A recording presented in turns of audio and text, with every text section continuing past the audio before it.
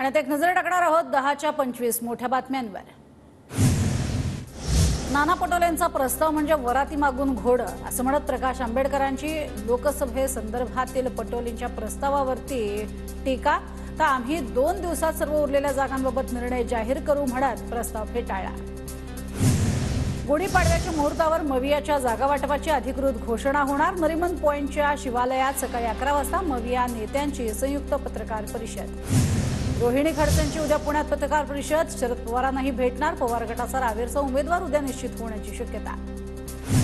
कल्याण लोकसभेतील शिवसेना भाजप वादावर पडदा। भाजपा आणि गणपत गायकवाड समर्थकांचा श्रीकांत शिंदेंना पाठिंबा। गणपत गायकवाड समर्थकांची समजूत काढण्यात शिवसेनेला यश। अमरावती लोकसभा मतदारसंघातून आनंदराज आंबेडकर निवडणूक लढणार। लोकभावना लक्षात घेऊन पुन्हा निवडणूक लढवण्याचा निर्णय घेतल्याची आनंदराज आंबेडकरांची प्रतिक्रिया। पंतप्रधान मोदींची उद्या महाराष्ट्रातली पहिली जाहीर सभा। चंद्रपुरातल्या मोरवा विमानतळ परिसरात तब्बल 16 एकर परिसरात सभेचं आयोजन। लोकसभेच्या प्रचारासाठी मोदी मैदानात। एप्रिल महिन्याच्या शेवटी पंतप्रधान नरेंद्र मोदींची सांगलीत सभा। खासदार संजय काका पाटील यांची माहिती। तर फडणवीस बावनकुळे यांच्या उपस्थितीत 18 एप्रिलला संजय काका पाटील लोकसभेचा अर्ज दाखल करणार।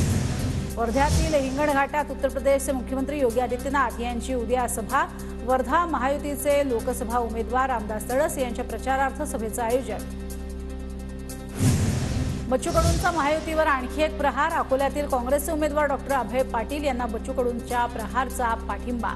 बच्चू कडूंकडून महायुतीशी जुळवून न घेण्याचे संकेत। ईशान्य मुंबईचे लोकसभा उमेदवार संजय दिना पाटलांसाठी आदित्य ठाकरे मैदानात। घाटकोपरमध्ये आदित्य ठाकरेंचा शाखा संवाद दौरा। संजय दिना पाटील यांना निवडून आणण्यासाठी ठाकरे गटाकडून जोरदार प्रचार।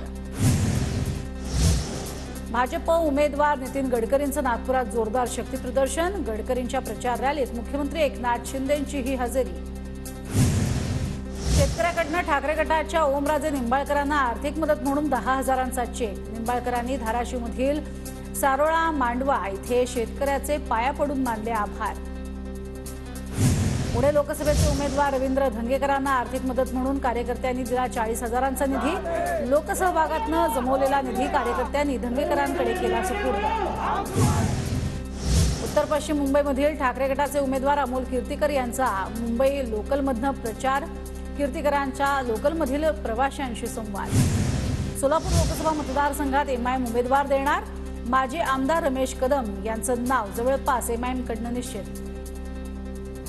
दौंडमध्ये शरद पवारांनी प्रेमसुखी कटारियांची घेतली भेट। प्रेमसुखी कटारिया भाजप आमदार राहुल कुल यांचे निकटवर्तीय। कटारियांकडे गेल्या अनेक वर्षांपासून दौंड नगरपालिकेची सत्ता। मुंबईमधील जोगेश्वरी पूर्व विधानसभेतील मनसे प्रदेश उपाध्यक्ष प्रवीण मरगज आणि विभाग अध्यक्ष बाबू पिल्लेंचा भाजपमध्ये जाहीर प्रवेश।